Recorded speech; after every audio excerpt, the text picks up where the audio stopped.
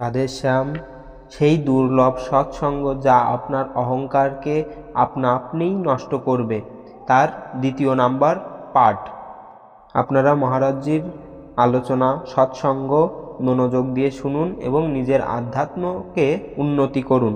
আমাদের দ্বারা পাপ কর্ম হয়ে যায়, কিন্তু পাপ কর্মটি হয়ে যাওয়ার পরে আমাদের মনের মধ্যে সংকোচ বোধ তৈরি হয় যে আমরা আর এমন কাজ করব না। কিন্তু এমন অনুভূতি তো পবিত্র, কিন্তু এমন অনুভূতিকে বাস্তবায়িত করতে হলে সৎসঙ্গের সাহারা অর্থাৎ সৎসঙ্গের বাণীর দ্বারা আমাদের মনকে পবিত্র ও তেমন বল সৎসঙ্গ শ্রবণ করার মাধ্যমেই আমাদের হৃদয়ে দৃঢ়ভাবে তা প্রভাব ফেলবে। তাই প্রিয় ভক্তগণ, আপনারা সবাই পূজ্য প্রেমানন্দজি মহারাজের অমৃতময় বাণী ও ভগবত লীলা কথা আস্বাদন ও উপাসকের কি কর্তব্য এবং একজন বৈরাগী উপাসক ও একজন গৃহস্থ উপাসকের কিভাবে উপাসনা করতে হয় তা এই সৎসঙ্গগুলো শোনার মাধ্যমে আপনারা জানতে পারবেন। তাই নিয়মিত এই চ্যানেলটির সাথে যুক্ত থাকুন। যারা হিন্দি বুঝতে পারেন না তাদের জন্য গুরু কৃপায় যারা হিন্দি আলোচক ও সিদ্ধ সাধু মহাত্মা তাদের প্রবচন অর্থাৎ সৎসঙ্গ অনুবাদ করছি, আপনারা গুরুত্ব সহকারে এটি শ্রবণ করবেন। তো মহারাজজি বলছেন, पुण्य पुंजते प्रेम भक्ति रति कुंज विहार बतावे, सर्वोपरि रस रीति प्रीति को बारिधि व्यास बढ़ावे। যেসব ব্যক্তির অনেক অনেক পুণ্য একত্রিত হয়ে আছে, মহারাজজির তো এটাই মনে হয় যে শ্রীজি মহারাজজিকে ও এই অধমদের তার নিজের করে নিয়েছে, এটাই সবথেকে বড় পুণ্য। আর কোনো শুভকর্মে এমন শক্তি ছিল না যা পূজ্য মহারাজজিকে ধামবাস প্রদান করতে পারে। মহারাজজির রসিকদের সঙ্গ ও প্রেম মার্গের অভঙ্গ প্রেম মার্গ সে প্রাপ্ত করতে পারে। এটা কোনো পুণ্যের মধ্যে শক্তি নেই। হ্যাঁ, এখন মানতে পারি যে পুণ্য, কারণ শ্রীজি আমাদের ওপর কৃপা বর্ষিত করেছেন। যেমন আপনারা সবাই বলেন আমাদের অনেক বড় ভাগ্য, তো আমাদের ভাগ্য অনেক বড় ছিল না, এখন আমরা অনেক বড় জনের আশ্রিত হয়ে গিয়েছি, এই জন্য আমাদের ভাগ্য বড় লাগছে। पुण्य पुंजते प्रेम भक्ति रति, সব থেকে বড় সুকৃত এটাই হয়ে গিয়েছে শ্রী শ্যামা শ্যামের চরণের প্রেম লক্ষণা ভক্তি প্রাপ্ত করতে পেরেছি। কুঞ্জ বিহার এটা কোনো জ্ঞান বিজ্ঞানের দৃষ্টির দ্বারা দেখা সম্ভব নয়। তখনই विभेमि कैवल्यता, এই মোক্ষ প্রাপ্তি এটাকে আমি ভয় করি। আচার্য চরণ বলছেন, এমন নির্ভয় পদে অধিষ্ঠিত হয়ে তোমার মনে ভয় থাকবে কেন? কারণ যেখানে প্রেম রয়েছে সেখানে ঈশ্বরের ভিতরে বিলীন হয়ে যাওয়া এটা উত্তম নয়। প্রেম মার্গ এমন যেখানে রস আস্বাদন করতে হয়। आस्वादन करना है। सर्वोपरि रस रीति प्रीति को वारिधि व्यास बढ़ावे। এই সর্বোপরি প্রেম রস বৃন্দাবনের প্রেম সমুদ্র তোমার হৃদয়ে উঠলে উঠবে যদি রসিকদের সঙ্গ পাও আর বৃন্দাবনের আশ্রিত হতে পারো।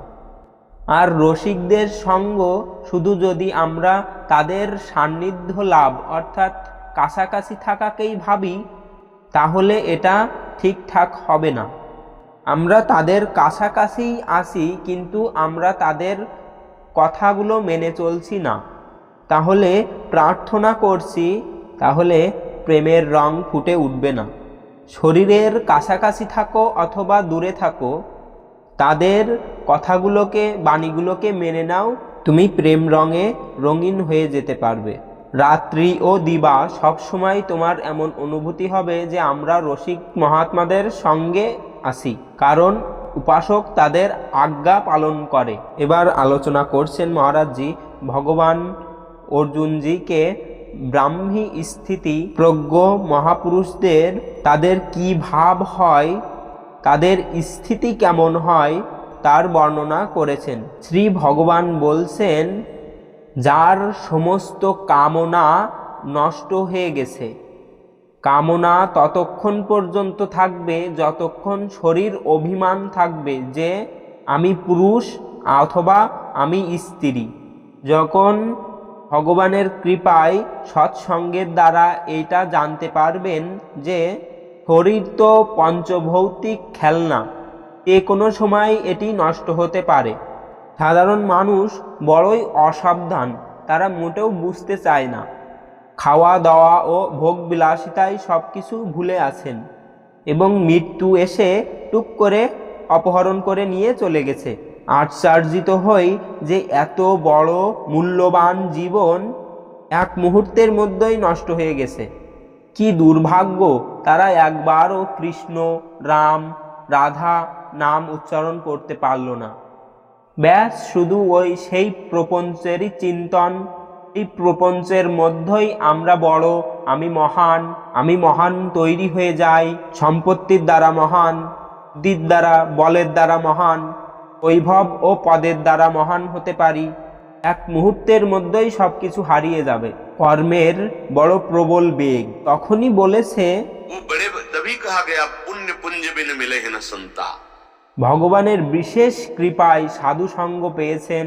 তখন জানতে পারা যায় যে জীবনের সার অর্থ হচ্ছে ভগবত নাম। এখন আর কি পরোয়া, যদি এই সময়ই মৃত্যু এসে যায় তো রাধা বললাম এবং শ্রী রাধারানীর সামনে গিয়ে উপস্থিত হলাম। তো এই অসাবধানতা কামনার জন্য আমাদের বুদ্ধি নষ্ট হয়ে গিয়েছে। এটাই নির্ণয় করতে পারছেন না যে সত্য কি এবং অসত্য কি। অসত্যকেই সত্য মেনে তার সংগ্রহ করার জন্যই, সেটাই ভোগ করার জন্য সম্পূর্ণ জীবনটাই চলে যায়। विहाय कामान्यः सर्वान् पुमाश्चरति निष्क्रिया।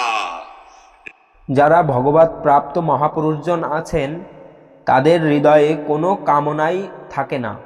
विहाय कामान्यः তো স্পৃহা অর্থাৎ আকাঙ্ক্ষা তো থাকেই।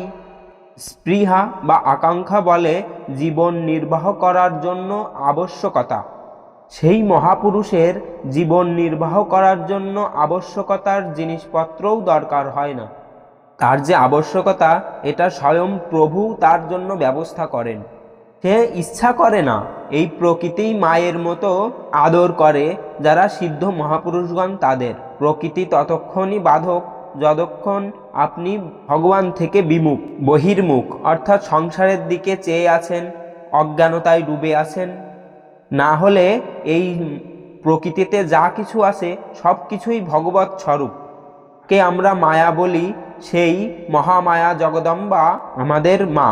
যখন আমরা এইটিকে নষ্ট দৃষ্টির দ্বারা দেখি তখনই কাম, ক্রোধ, লোভ, মোহ আদি আমাদের পিষে দেয়। আর যখনই আমরা ভাবযুক্ত হয়ে যাই, এই মায়াই যাকে আমরা নিকৃষ্ট বলি, সে ভগবতী অম্বা, সে মায়ের মতো আদর করতে থাকে। দেখো ভগবান রঘুনাথজি মনুজিকে বলছেন, ज्ञादि शक्ति जे जग उपजाया सो अवतरी मोरिया माया। ভগবান রামজি বলছেন মায়া। এখানে মায়া থেকে যা বাদ দেওয়া উচিত তা হলো আমি, আমার, তুমি, তোমার, এই কর্তা এবং ভোক্তা ভাবের এটারই ত্যাগ করতে বলা হয়েছে। আর যেখানেই আপনি এটা ত্যাগ করতে পারবেন তখন এই মায়াই আপনাকে মায়ের মতো আদর করবে। সেই জগদম্বা আদি পরাশক্তি আমাদের হৃদয়ের মলিনতাকে দূরে সরিয়ে দেওয়ার জন্য মায়াকে এইভাবে বর্ণনা করা হয়েছে। এই যে আমি, আমার, তুমি, তোমার, এইগুলোই, এই ভাবনাগুলোই আমাদেরকে বেঁধে রেখেছে। सर्वान् पुमश्चरति निष्पृहा। যে ইচ্ছা রহিত মহাপুরুষ ভগবৎ তত্ত্বে স্থিত, তাদের এই শরীরের চিন্তা শেষ হয়ে যায়।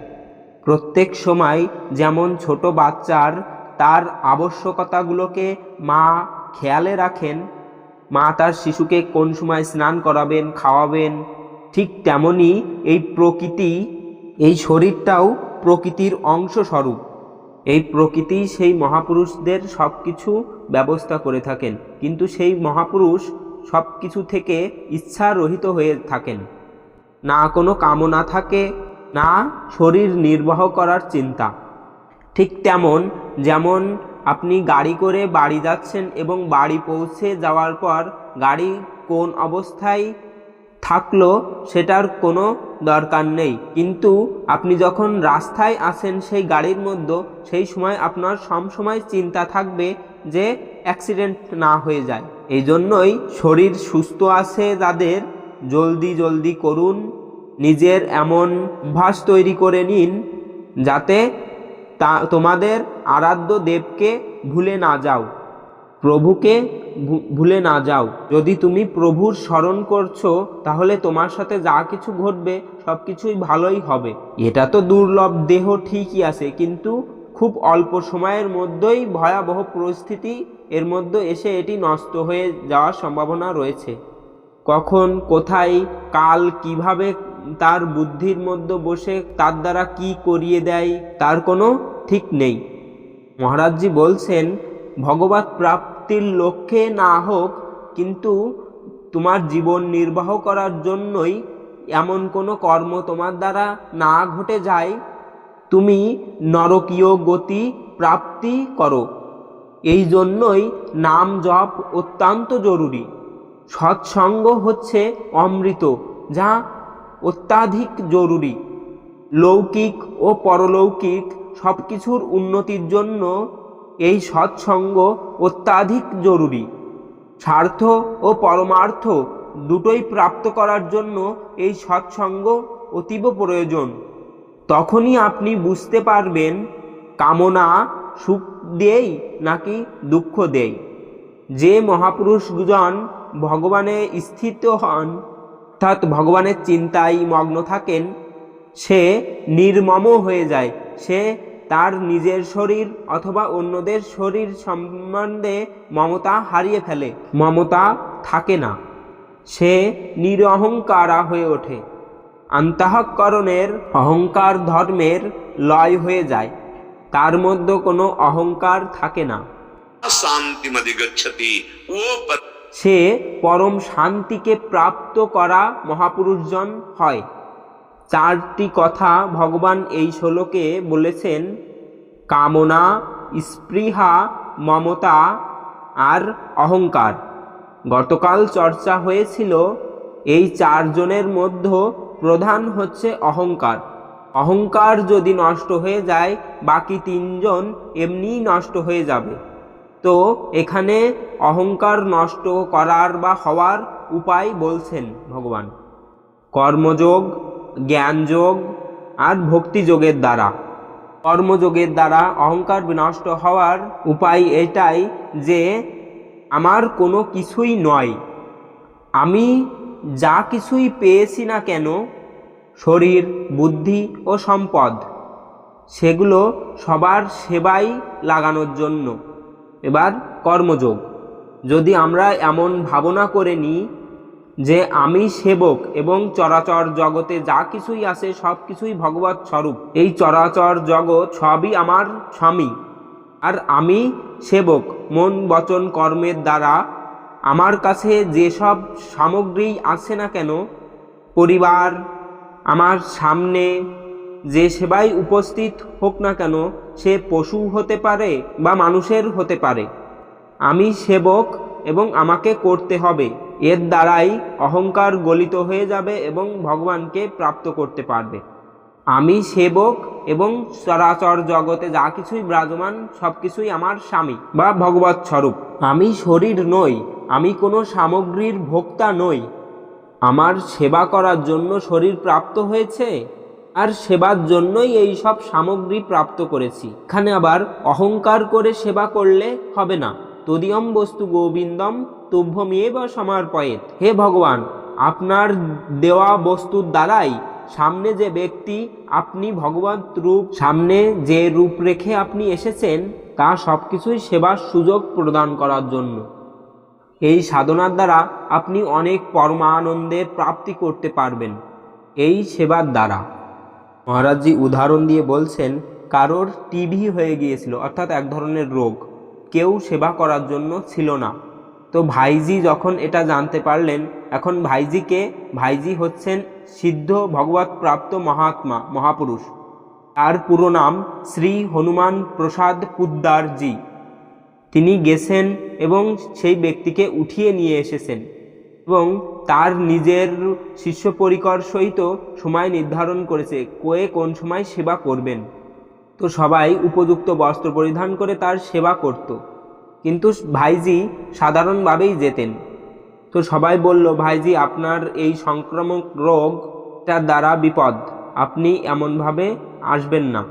তো ভাইজি বললেন, আপনি ব্যক্তি দেখছেন ও রোগ দেখছেন, কিন্তু আমি আমার প্রভুকে না, আমার কোনো ভয় নেই, আপনি আপনার ভাব দ্বারা সেবা করুন, আমি আমার ভাব দ্বারা সেবা করি। সেবা, যদি কখনো আপনি সেবা করার সুযোগ পান আর যদি আপনি কর্মযোগী হয়ে থাকেন, তাহলে আপনার কাছে যে বস্তু বা যে পদার্থ আছে, শরীরের বল, ধন সম্পদ, যা কিছু হোক না কেন, সেটাকে প্রভুর দিয়েছেন এরকম মেনে তার সেবায় লাগিয়ে দিলাম, এবং যার সেবায় লাগালাম তার মধ্যেও ভগবত ভাব রাখতে হবে।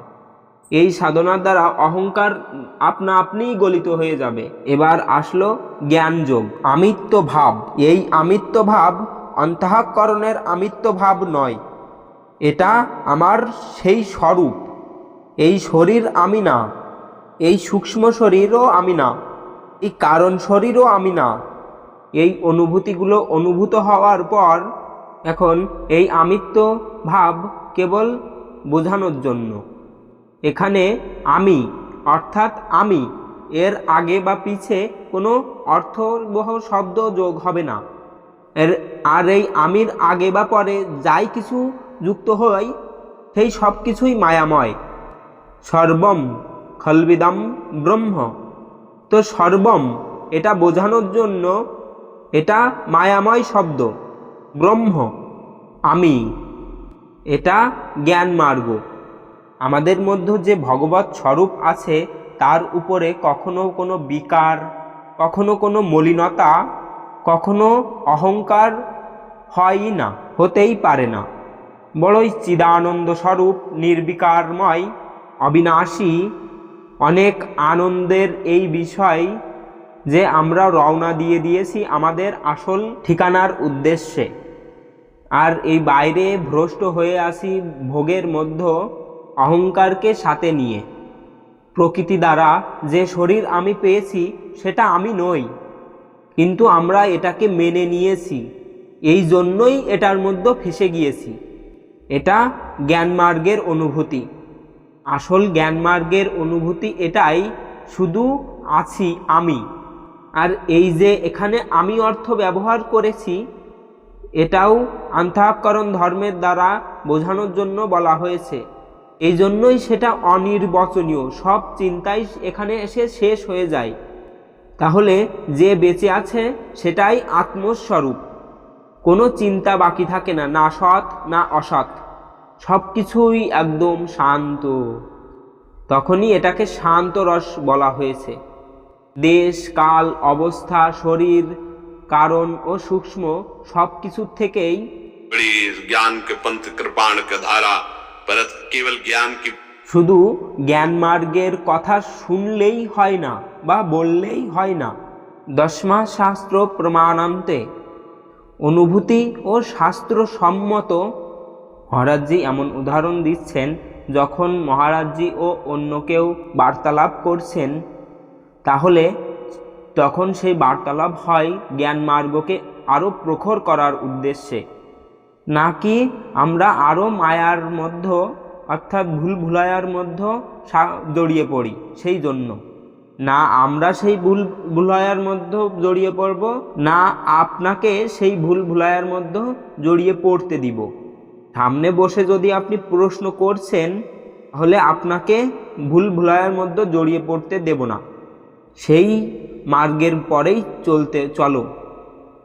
জ্ঞানের যে মার্গ আছে বা পথ আছে, আসলে এই মার্গে নিয়ে কথা বলার মতো কথাই নেই, জ্ঞান মার্গে আলোচনা করার মতো আলোচনাই নেই। যত সব আলোচনাই আসে না কেন, সে সব অন্তঃকরণ ধর্মকে নিয়ে।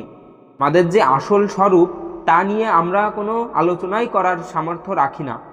এ তো অন্তঃকরণ ধর্মের দ্বারা সমতাকে প্রাপ্ত করেছে, তখন অহম অন্তঃকরণের লয় হয়ে গিয়েছে, তখন যেটা বেঁচে থাকলো সেটাই শ্রীকৃষ্ণ, সেটাই আত্মতত্ত্ব। তখনই বলা হয়েছে ज्ञान का पंथ कृपाण का धारा परत खगेश लगे नहीं बारा। এখন সব থেকে সরল, মহান ও সব কিছুকেই অনুভব করিয়ে দেয় এমন যা হচ্ছে ভক্তিযোগ। কেমনভাবে অহংকার নষ্ট হয়? আমি, আমার, যে যেরকম যেমনভাবেই আছে সেই সব কিছু সমেত আমি আমার প্রভুর। একদম সহজ। এই মার্গে গণিত কোনো প্রয়োজন নেই। এখানে স্থূল নয়, সূক্ষ্ম নয়, কারণ নয়, এ নয়, তা নয়। আমি যেরকমই না কেন আমি শ্রী ভগবানের। আর এই মার্গ অনেক আনন্দময়। তুমি যদি ভক্তি মার্গকে বুঝতে পারো তাহলে এমন কোনো জ্ঞান নেই যা তুমি বুঝতে পারবে না বা বুঝতে বাকি থাকবে। তোমার নিজের স্বরূপকে উপলব্ধি করার জন্য যে কঠিন সাধনা রয়েছে, তপস্যা রয়েছে, সেই স্বরূপবোধ সহজেই তুমি প্রাপ্ত করতে পারবে। আরে যখন সূর্য প্রকাশিত হয় তখন অনেক ছোট থেকে ছোট বস্তু আমরা দেখতে পাই। তেমনি যখনই ভক্তি আসবে তাহলে তার ছেলে পুত্র আদি কোথায় থাকবে? জ্ঞান, বৈরাগ্য, তারা তো মার সাথেই থাকে। ভক্তির পুত্র জ্ঞান আর বৈরাগ্য। যেখানেই ভক্তি উৎপন্ন হয় সেখানেই শুদ্ধ জ্ঞান ও শুদ্ধ বৈরাগ্য আপনা আপনি উৎপন্ন হয়। এটা অনেক অনেক মহিমাময় বার্তা। কিছু এমন আছে যা ভগবানের কৃপা না হলে কৃপা ও ভক্তির মার্গ লাভ করা কঠিন। মহারাজজি অনেকবারই বলেছেন যে শুদ্ধ শরণাগতি বা ভক্তি কি। শুদ্ধ শরণাগতি ও ভক্তি এটাই তোমার যা কিছু আছে ভেতরে, মলিনতা বা পবিত্রতা, সেই সব কিছু নিয়েই তুমি ভগবানের সামনে আত্মসমর্পণ করো। মহারাজজি তো সাংকেতিক দেহভঙ্গির দ্বারা বুঝিয়ে দিলেন, কিন্তু আমি তো আর ভিডিও ব্যবহার করতে পারছি না, তাই আমি এইভাবে বুঝিয়ে বললাম। আমরা যতটা এর উপরে বুদ্ধি প্রয়োগ করি ততই সমস্যা বাড়তে থাকে। আমরা জ্ঞান প্রাপ্ত তো করতে চাই, কিন্তু গুরুর শরণ নিয়ে নয়, নিজের মতো শাস্ত্র পড়ে মনমানি আচরণ, এইরকমভাবে কখনো জ্ঞান অর্জন করা সম্ভব নয়। জ্ঞান মার্গ হচ্ছে বিশুদ্ধ মার্গ। ভগবানের সাথে অভেদ ভক্তি তার দ্বারা সম্ভব হয়, এখানে কোনো সংশয় নেই। কিন্তু এই মার্গ অনেক কঠিন, কারণ এখানে চিন্তার কোনো স্থান নেই। এই মার্গে চিন্তাকে বাদ দিতে হয়। কার চিন্তান করবেন আপনি? কোনো অন্য ব্যক্তি থাকলে তো তার নিয়ে চিন্তা করবেন, কিন্তু জ্ঞান মার্গে তো অন্য কোনো ব্যক্তিই নেই, সবাই তো ভগবানের স্বরূপ। জ্ঞান মার্গ এমনই যে ব্রহ্ম সত্য, জগৎ মিথ্যা, জগৎ সব কিছুই মিথ্যা, আর যেটা আছে সেখানে নিজের থেকেই নিজের মধ্যে অনুভূতি হয়ে যায়, আর এটা হওয়া অনেক কঠিন ব্যাপার। এখন চলে আসো, যা কিছু আছে ও সব কিছুই আমার প্রীতম অর্থাৎ কৃষ্ণস্বরূপ। গণিতে যেমন আমরা ধরি এক, তো অঙ্ক সমাধান হয়ে যায়। যা কিছু আছে তাকে আমার প্রিয়ার লাল। उन्हीं वो एक है ना। हाँ, रसोईया परमानंद एक ही द्विधा सदा, श्री राधा कृष्ण रूपाभ्याम तस्मै तस्मै नमो नमः। সেই এক তত্ত্ব রস স্বরূপ দুইজন রূপে প্রকাশিত হয়ে আমাদের সুখ অনুভূত করানোর জন্য প্রিয়ালাল রূপে বিরাজমান। আমি, আমার, যা কিছু যেমনভাবে, এখানে যেমনভাবে বলা হয়েছে, বলা হয়নি এমন এমন এমন এমন এমন করতে হবে। বলা হয়েছে আমি যেরকমই আসি না কেন আমি আপনার শরণাগতি বা আমি আপনারই। এখানেই ভগবত প্রাপ্তি, যারা নিজেকে ভগবানের চরণে সমর্পণ করে দিতে পারবে। बात समझनी बिल्कुल सरलता से। तू दयाल दीन हो, तू दानी हो, भिखारी, कोई संबंध। ভগবানের সাথে যে কোনো একটি সম্পর্ক মেনে নিন। যদি ভগবান পতিত পাবন হয়ে থাকেন তাহলে আমি পতিত, যদি আমি দীন হয়ে থাকি তাহলে আপনি দীনানাথ, আমি ভিক্ষুক হলে আপনি দাতা। যা ইচ্ছা ভগবানের সাথে সম্পর্ক যুক্ত করো। तो ही मोहि नाते अनेक मानिए जो भावे, ज्यों त्यों तुलसी कृपालु चरण शरण पावे। जैसा हो আমি যেরকমই না কেন, এই স্থূল কারণ সূক্ষ্ম যা যা যা যেরকমই আসে না কেন, এই সব কিছুই আপনার চরণে সমর্পিত। অনেক সরল। এখানে আপনার লসটা কোথায়, ক্ষতিটা কোথায়? তোমাকে তো আর এটা বলা হচ্ছে না তুমি ধুয়ে চাদর নিয়ে এসো, অর্থাৎ তোমার মনকে আগে পবিত্র করে নিয়ে আসো, এরকম তো বলা হচ্ছে না। এখানে এটাই বলা হচ্ছে তোমার মন যেমনই হোক তুমি আগে আমার শরণে এসো। जैसी वैसे ही आ जाओ, आ जाओ। जो नर हो चराचर द्रोही आवे सभे शरण तक मोही।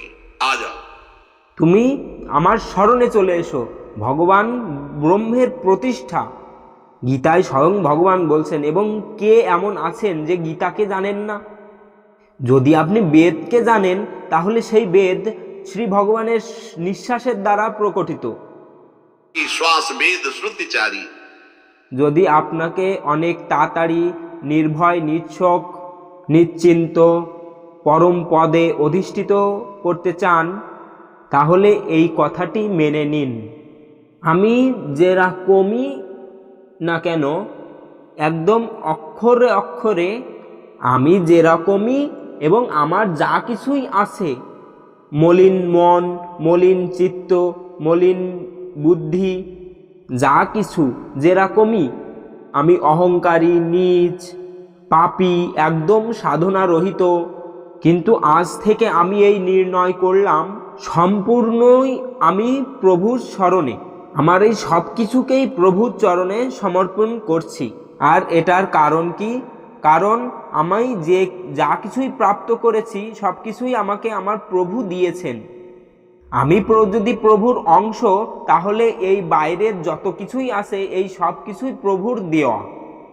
তাহলে হে নাথ, আপনার দেওয়া বস্তুর উপরে যা আমি আমার ভেবে অভিমান করে বসেছিলাম সেই সব কিছু, অর্থাৎ আমি সহিত আমার যা কিছু আছে সব কিছু নিয়েই আমি আপনার শরণে। মনে করো তুমি বাজি জিতে গিয়েছো, এখানে অনেক বুদ্ধি খরচ করার দরকার নেই। আর যদি তুমি দৌড়াতে চাও তাহলে দৌড়াতে থাকো, যখন হেরে যাবে তখন আবার চলে এসো এই মার্গে। আচ্ছা, যেসব সিদ্ধ মহাপুরুষজন আছেন তারা জ্ঞানযোগী, তারা কি করেন? পূজ্যপাদ উড়িয়া বাবাজি মহারাজ বসে আছেন, পাশে ভাগবত আলোচনা হচ্ছে, প্রভুর চর্চা হচ্ছে। কখনো বসে আছেন হরি বাবার সামনে, কৃষ্ণ চর্চা হচ্ছে, কখনো নাম কীর্তন হচ্ছে। এই মহান জ্ঞানীজন কি করেন? যদি তুমি জ্ঞানী হও তাহলে কি তোমার স্বরূপের কোনো আসে যায় কিছু? আর যদি তুমি অজ্ঞানীও হও তাও তোমার স্বরূপের কি কোনো কিছু আসে যায়? স্বরূপ তো আগেও যেমন ছিল এখনও তেমন এবং পরেও তেমনই থাকবে। সে এক রস। অজ্ঞানের দ্বারা আমরা তাকে জানতে পারিনি বলে আমরা মায়ায় ভ্রমিত হয়েছিলাম। আর এখন যখন আমরা জানতে পেরেছি, এখন আর কি করব? সে তো আগেও তেমনই ছিল। এখন নাম গুণ গাও, লীলা চরিত্র গাও। যেমন ভগবান শঙ্কর গায়ন করেন, ভগবান শঙ্কর নাম জপ করেন, যেমন মহারাজজি তার অনুভব ও সাধু মহাত্মাদের অনুভবের দ্বারা যে জ্ঞান অর্জন করেছেন, যা কিছু জানতে পেরেছেন, জ্ঞান, বৈরাগ্য, যোগ, এই সব কিছুরই ফল হচ্ছে প্রভুর লীলাগুণ গায়ন করা। বড় বড় যোগীজন, বড় বড় মহর্ষিজন, বড় বড় জ্ঞানীজন প্রভুর লীলা চরিত্রকে গায়ন করতে করতে সময় অতিবাহিত করে। আর তারা তাদের অনুভবও আছে, নিজের স্বরূপ জ্ঞানও আছে। এটাই আজ যদি আমরা বোধ প্রাপ্ত করার জন্য পথে হাঁটছি, তাহলে যেখান থেকেই আমরা সেই জ্ঞান বা বোধ অর্জন করতে পারবো, সবার আগে যেখান থেকে এবং যার কৃপায় আমরা সেই বোধ অর্জন করতে পারবো তারই অবহেলনা করছি। আমরা গীতার শ্লোকই বলবো, কিন্তু গীতায় ভগবান যা মানতে বলেছেন সে সবগুলোকে আমরা মানতে পারি না। অর্থাৎ তার বাক্যগুলোকেই আমরা মেনে চলতে পারি না। এরকম শব্দ যখন আমরা শুনতে পাই তখন মনে হয় নাথ আপনি ঠিকই বলেছেন। आप ठीक कहते हो प्रभु, दैवी है गुणमयी मम माया दुर्त्या। ठीक कहते हो नाथ कि देखो, ঠিকই বলছো নাথ, দেখো শাস্ত্রের সমস্ত জ্ঞান আছে কিন্তু এই কথা স্বীকার করতে নারাজ। কি তার স্থিতি কোথায়, তার অবস্থা কোথায়? ভক্তিযোগ যা মহারাজ বলছেন, আমি শুধু ভাবের বশবর্তী হয়ে বলছি না, আমি প্রার্থনা করছি, আমি সমস্ত সাধনা করে হেরে যেয়ে তারপরে ভগবানের শরণাপন্ন হয়েছি। হয়তো আমি হারতাম না, কিন্তু মহাদেবজি এমন করিয়েছেন। সে জ্ঞানের সমুদ্র, তাই না? আর সে পরম প্রেমীও বটে। সে যখন করুণা করে কেন এবার সময় বরবাদ করবে? তাইতে তিনি মোড় ঘুরিয়ে দিয়ে এই প্রেম মার্গে নিয়ে এসেছেন। আর এখান থেকেই প্রারম্ভ হয়েছে ভক্তিযোগের।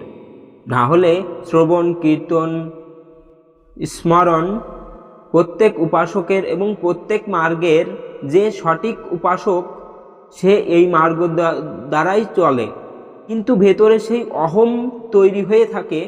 আর এখানে অহম ত্যাগ করার কথা বলা হয়েছে, যে যার অহংকার নষ্ট হয়ে গিয়েছে, তার মমতা স্পৃহা কামনা, কামনা স্পৃহা মমতা অহংকার, অহংকারের ত্যাগ করার জন্যই অনেক সুন্দর ভক্তিযোগের মধ্যে উপায় রয়েছে। আপনি ভগবানকে সব কিছু মেনে নিয়ে যে যেরমভাবেই আছে সব কিছু নিয়ে তার প্রতি সমর্পিত হয়ে যান। এখনও আমরা সমর্পিত কিভাবে হতে হয় সেটা পারি না, বুঝি না। আর তখনই গুরুদেবকে বরণ ও ভগবানের প্রেমী সাধুদের সঙ্গ করতে হয়। स्वर्ग अपवर्ग सुधरी तुलाए कंग तूलन ताय सकल मिल जू सुख लव सत्संग। আজ থেকে আমি আমার যে যা কিছুই আসবে না কেন প্রভুর প্রতি সমর্পিত করলাম। এই কথাটি ভেতর থেকে আসা উচিত। পাপী হই, পুণ্যাত্মা হই, সাধক হই, অসাধক হই, যেরকমই হই না কেন, আমি আজ থেকে আমার প্রিয়াজুর। এখন আমার অধিকার না এই শরীরের উপর আছে, না মনের উপর আছে, না নিজের উপর আছে। এখন সে যেমনভাবে ইচ্ছা সে তার বস্তুর প্রয়োগ করুক। অনেক মনোযোগ দিয়ে শোনার মতো কথা। যেমন আপনি আমাকে এই বস্ত্র দান করেছেন, এখন এটাকে আমি মাথায় বেঁধে নিই আর পরনে পরে নিই, অথবা বিছিয়ে তার উপর বসে যাই, অথবা সেটাকে মুড়ি দিয়ে নিই। এখানে আপনার প্রশ্ন আসলে চলবে না। কারণ আপনার সাথে যদি কেউ বলে আমি দেখেছি আপনি যে চাদরখান তাকে দিয়েছিলেন সে এমন জমি মাটির উপর রেখে ঘষছিল, তার উপরে এরকম পা রাখছিল, তখন আপনি বলবেন না যে তার উপরে এখন আমার অধিকার নেই, কারণ আমি তাকে দিয়ে দিয়েছি, এখন সে যেমনভাবে ইচ্ছা ব্যবহার করুক। ঠিক তেমনই ভক্তের জীবন এমনই হওয়া উচিত। এখন এই শরীর, মন, জীবন সব কিছুই আপনার প্রতি সমর্পিত। প্রিয় ভক্তগণ, আজকের আলোচনা এই পর্যন্তই। এই সৎসঙ্গের পরবর্তী অংশ 3 নাম্বার পর্বে আসবে। আপনারা শ্রবণ করতে চ্যানেলটিকে সাবস্ক্রাইব করে চ্যানেলের সাথে যুক্ত হন এবং নিজের ধর্মকে প্রচার করতে ও যারা ভগবত মার্গে পা বাড়িয়েছেন তাদের পা যাতে ডগমগিয়ে না যায় সেই জন্য তাদেরকে দৈনিক সৎসঙ্গ শ্রবণ করা উচিত। এবং আপনারা যারা শ্রবণ করছেন তারা যারা উপাসক বা ভক্ত তাদের কাছে এটা পৌঁছানোর দায়িত্ব আপনাদের, যাতে তাদের আধ্যাত্ম জীবনও উন্নতি হয়। এবং একটা কথা বলে রাখি, পূজ্য প্রেমানন্দজি মহারাজ যে সৎসঙ্গের উপদেশ দেন তা কোনো নির্দিষ্ট সম্প্রদায়ের জন্য নয়।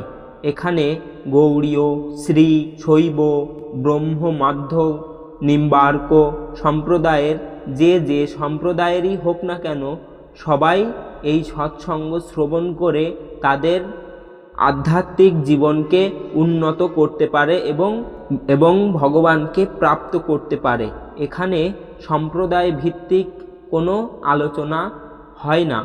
তাই আপনারা জ্ঞান মার্গ, ভক্তি মার্গ, যে মার্গেরই পথচারী হন না কেন, সবাই এই সৎসঙ্গ শ্রবণ করুন এবং নিজের নিজের সম্প্রদায় থেকে উপাসনা করে এবং সঠিক জ্ঞানকে আহরণ করে কিভাবে আধ্যাত্মকে টিকিয়ে রাখতে হয় এবং কিভাবে আধ্যাত্মে পথ চললে তাড়াতাড়ি ভগবানের কাছে পৌঁছানো যায়, সেই নির্দেশনা গ্রহণ করে সেইভাবে পথ চলুন এবং ভগবানকে প্রাপ্ত হন।